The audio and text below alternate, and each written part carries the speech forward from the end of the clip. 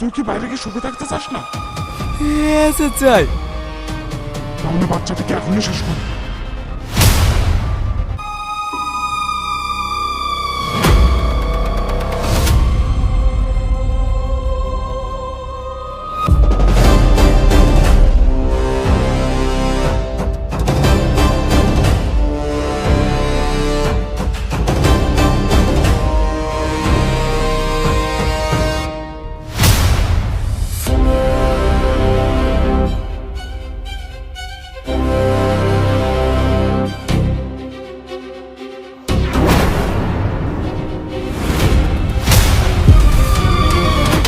খুন করা এবং বাচ্চা কিডন্যাপ করার পিছনে কার হাত আছে আর কেন বা সে এইসব করাচ্ছে?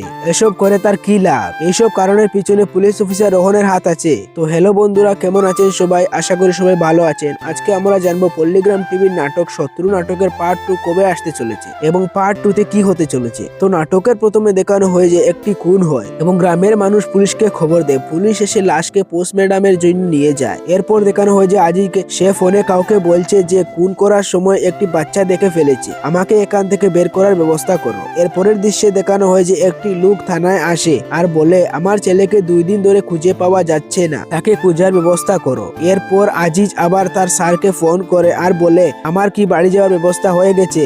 অপর প্রান্ত থেকে তার স্যার বলে হয়ে গেছে, কিন্তু তোকে একটা কাজ করতে হবে, এই ছোট বাচ্চাকে তোকে মেরে ফেলতে হবে। তখন আজিজ বলে আমি এই কাজ করতে পারবো না। তখন তার স্যার বলে তুই যদি বাড়ি যেতে চাস তাহলে এই কাজ করতে হবে। তারপর আজিজ বাচ্চাটিকে মেরে ফেলে। তো বন্ধুরা, আপনাদের কি মনে হয় এই ষড়যন্ত্রের মাস্টারমাইন্ড কে? আপনাদের মতামত কমেন্টে জানাবেন। দেখা হচ্ছে পরবর্তী ভিডিওতে।